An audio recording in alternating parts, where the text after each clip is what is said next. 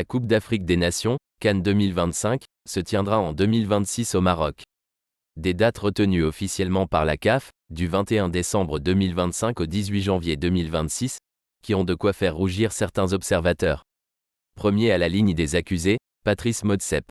Le président de l'instance dirigeante du football africain est accusé de faiblesse devant la FIFA. Le président de la Confédération africaine de football, CAF, Patrice Motsepe, est au cœur des critiques.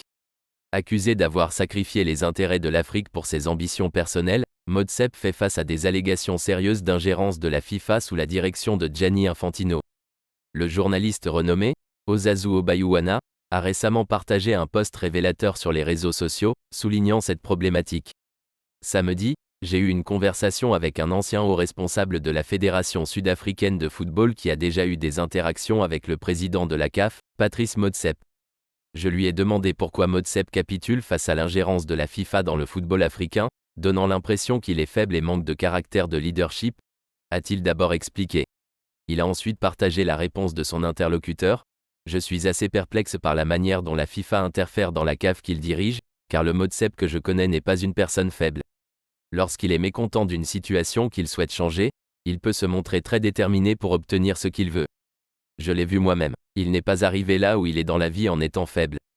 Il se peut simplement que Motsepe, qui a accédé à cette position avec l'implication de Gianni Infantino, soit tout à fait satisfait des termes de l'accord qu'il a conclu avec ceux qui l'ont amené à la présidence et ne voit donc aucune raison de s'opposer à l'accord qui a été fait pour l'y conduire, car cela lui convient, a-t-il aussi souligné.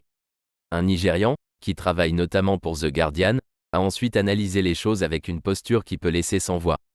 Je suis convaincu par cet argument, car Motsepe n'est pas un imbécile, contrairement à ce que beaucoup de gens disent.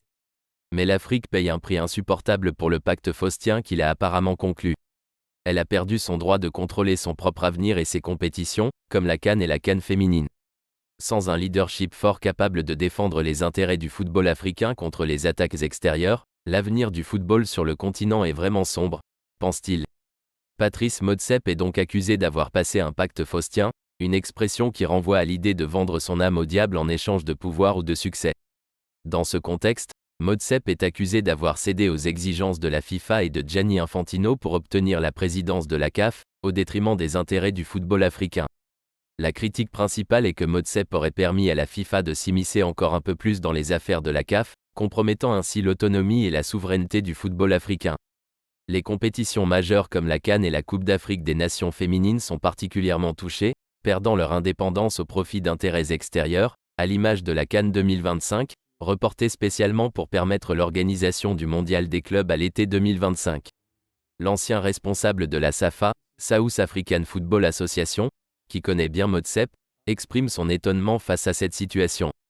Selon lui, Motsepe est loin d'être une personne faible et a toujours montré une détermination inébranlable pour obtenir ce qu'il veut. Mais il pense que le soutien de Gianni Infantino à l'élection de Motsepe a créé une sorte de dette morale, rendant Motsepe réticent à défier la FIFA, même lorsque cela nuit aux intérêts africains.